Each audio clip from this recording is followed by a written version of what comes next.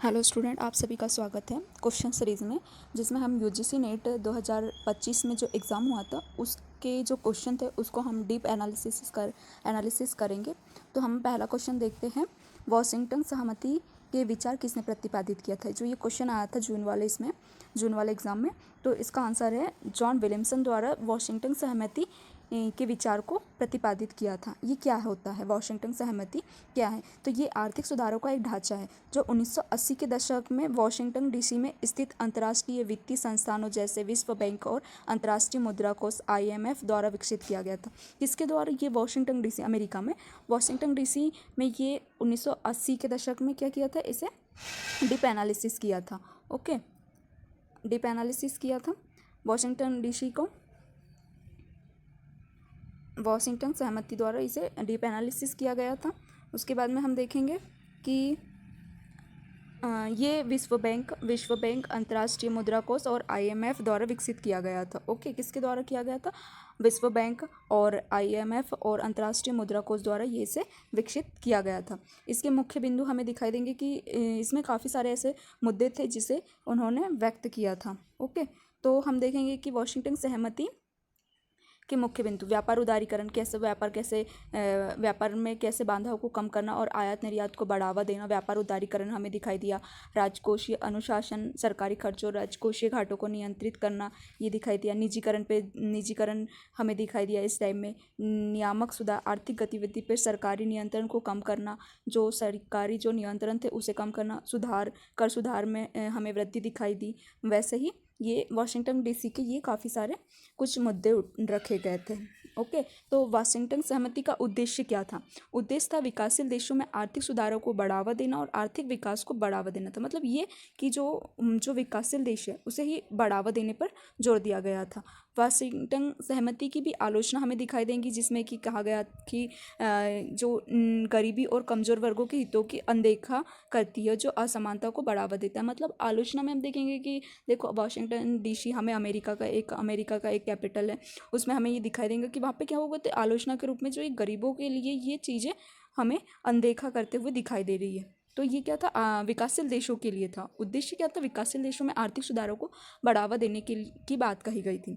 तब हम देखेंगे कि वॉशिंगटन सहमति की अवधारणा जॉन विलियमसन ने दी थी, 1989 में दी थी, प्रस्तुत की थी। तो जॉन विलियमसन कौन थे? ये एक अर्थशास्त्री थे जिन्होंने वॉशिंगटन डीसी में स्थित अंतर्राष्ट्रीय वित्तीय संस्थानों के परिप्रेक्ष्य में आर्थिक सुधारों के एक सेट को परिभाषित किया था। ओके, तो हम देखेंगे वॉशिंगटन सहमति पे हमें कौन दिखाई देते हैं? एक अर्थशास्त्री है।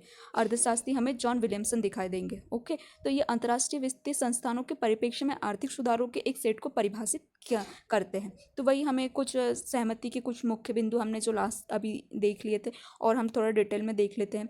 व्यापार उदारीकरण, राजकोषीय अनुशासन, निजीकरण, नियामक सुधार, कर सुधार हुआ था, विनिमय दर उदारीकरण हुआ था, विदेशी निवेश को बढ़ावा दिया इसने, बाजार की मुख्यता, संपत्ति अधिकारों की सुरक्षा, शासन में सुधार। मतलब ये काफ़ी सारे ऐसे मुद्दे उठाए गए थे। ओके, तो जॉन विलियमसन के अनुसार ये सुधार विकासशील देशों में आर्थिक विकास और स्थिरता को बढ़ावा देने के लिए आवश्यक है।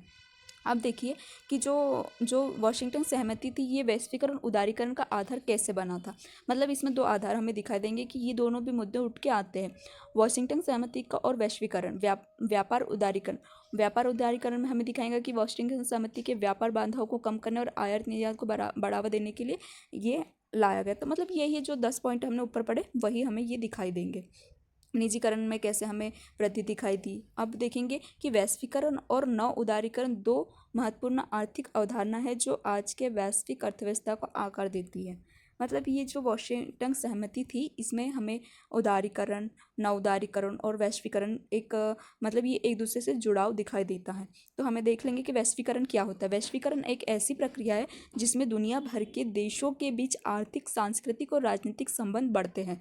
किसकी वजह से? किससे? वैश्वीकरण से। वैश्वीकरण क्या होता है? वैश्वीकरण से क्या होता है कि जो जितने भी दुनिया भर के देश हैं उनके बीच में आर्थिक, सांस्कृतिक, राजनीतिक संबंध कैसे होते? बढ़ते हैं। यह प्रक्रिया व्यापार, निवेश, प्रौद्योगिकी और संचार के माध्यम से देशों के बीच जुड़ाव को बढ़ावा देती है। वैश्वीकरण में हमें दिखाई देते हैं।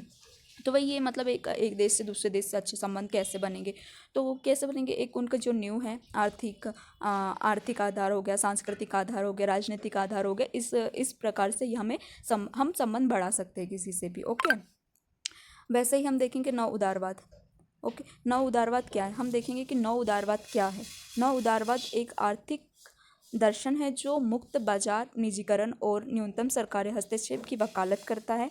यह दर्शन आर्थिक उदारीकरण, वैश्वीकरण, मुक्त व्यापार को बढ़ावा देता है। मतलब देखिए, अब वैश्वीकरण में हमें किस मुद्दे पे हमें दिखाई गई, उनका एक आधार हो गया जिसमें आर्थिक हो गया, सांस्कृतिक और राजनीतिक संबंध, मतलब इस प्रकार से वैश्वीकरण हमें दिखाई देता है। तो नव उदारवाद क्या होता है, नव उदारवाद ये आर्थिक दर्शन है जो मुक्त बाजार, निजीकरण, न्यूनतम सरकारी हस्तक्षेप की वकालत करता है। यह दर्शन आर्थिक उदारीकरण, वैश्वीकरण, मुक्त व्यापार को भी बढ़ावा देता है। इस प्रकार से हमें नव उदारवाद दिखाई देता है। नव उदारवाद के कुछ मुख्य बिंदु देखो, मुक्त बाजार क्या होगा कि इसमें क्या होगा, मुक्त बाजार की वकालत करता है जहाँ कीमतें मांग और आपूर्ति द्वारा निर्धारित की जाती है। जहाँ पे कीमत होती है, मांग मतलब डिमांड क्या है और उसकी आपूर्ति कैसी होती है, उस पर निर्धारित की जाती है मुक्त बाजार में, है ना। उसके बाद में निजीकरण। निजीकरण तो हो गया है कि जो जो सार्वजनिक क्षेत्र की कंपनियां थी उसको निजीकरण की वकालत करता है। मतलब कोई जो सरकारी जो कंपनियां थी उसे, मतलब जो सरकारी क्षेत्र था उसे निजीकरण मतलब प्राइवेट करना, उसे ही वकालत करता है। मतलब ये नव उदारवाद में हमें दिखा दिया। न्यूनतम सरकारी हस्तक्षेप, नव उदारवाद आर्थिक गतिविधियों में सरकारी हस्तक्षेप को कम करने की वकालत करता है। अब क्या हुआ कि आर्थिक जो गतिविधियाँ चल रही उसमें सरकारी हस्तक्षेप की वकालत को कम करता है। ये हमारा निजी मामला है इस टाइप से। वैश्वीकरण, नव उदारवाद वैश्वीकरण को बढ़ावा देता है जिसमें देशों के बीच व्यापार और निवेश को बढ़ावा देता है। हमने वैश्वीकरण देख लिया कि कैसे व्यापार बढ़ेगा, एक दूसरे के साथ कैसे संबंध बनाएंगे, उस प्रकार से वो हमें दिखाई देता है। वैश्वीकरण और नव उदारवाद दोनों ही आज के वैश्विक अर्थव्यवस्था को आकार देने में महत्वपूर्ण भूमिका निभाते हैं। इस प्रकार से हमने कई सारे इसमें टॉपिक को कवर कर लिया। एक शॉर्ट नोट्स भी हम बना सकते हैं। तो वही हमने देखा है कि हम थोड़ा सा एक शॉर्ट टाइम रिवाइज कर लेते हैं। वॉशिंगटन सहमति एक क्वेश्चन था जिसे किसने प्रतिपादित किया था, जॉन विलियमसन ने प्रतिपादित किया, 1989 में प्रतिपादित किया था। ये वॉशिंगटन डीसी में स्थित था। ये अर्थशास्त्री भी थे। इन्होंने कुछ सारे मुख्य बिंदु पर बात करी थी जिसमें कई सारे निजीकरण, उदारीकरण हो गया है और कर सुधार, निवेश को बढ़ावा देना, बाजार को मुक्त करना, शासन में सुधार इत्यादि, इतनी सारी कई सारी बातें दिखाई दी थी। और कैसे इसमें हम देख सकते हैं कि कैसे निजीकरण हो रहा है, कैसे कैसे ही जो सरकारी क्षेत्र है उसको कैसे प्राइवेट में डाल रहा है और प्राइवेट करने पर वो कितना फोकस तरीके से काम कर रहा है आगे बढ़ने के लिए। मतलब एक वृद्धि हमें दिखाई दे रही है। वहीं पे फिर आलोचना के रूप में दिखाई दिया है कि ये गरीब तबकों के लिए काफ़ी शोषण का रूप ले रहा है, क्योंकि क्या हो रहा है कि जो सरकार की जो चीज़ें रहती है वो गरीबों के लिए काफ़ी सस्ती हो जाती है और एक रहता है कि गवर्नमेंट का रूप ले लेते हैं। लेकिन जो बड़े तबके रहते हैं उनके लिए नहीं, हमें उनके लिए कोई फ़र्क ही नहीं पड़ता है कि भाई महंगाई बढ़ रही है या घट रही है। मतलब उनके पास पैसा काफ़ी है तो उनके लिए तो लाभदायक ही है जो भी है। लेकिन शोषण किसका हो रहा है, गरीब लोगों का शोषण हो रहा है। इस प्रकार से हमने ये वॉशिंगटन सहमति को देखा जो विकासशील देशों के आर्थिक सुधारों को बढ़ावा देता है। अब विकासशील देश हैं, कई सारे ऐसे कंट्रियाँ हैं जो विकासशील के रास्ते पर है, मतलब विकसित हो रही है, तो उनके सुधारों के लिए, आर्थिक सुधारों के लिए बढ़ावा देने की बात करता है। ओके, तो ये क्वेश्चन सीरीज थी। हम आने वाली क्लास में सेकंड क्वेश्चन को लेंगे और ऐसे ही डीप एनालिसिस करेंगे। ओके, कैसे आपको ये सीरीज़ लगी आप ज़रूर बताइएगा और अपने कमेंट बॉक्स में कमेंट करिए, लाइक करिए, शेयर करिए और काफ़ी यूज़फुल होंगी आपके आने वाले एग्ज़ाम के लिए। Thank you so much.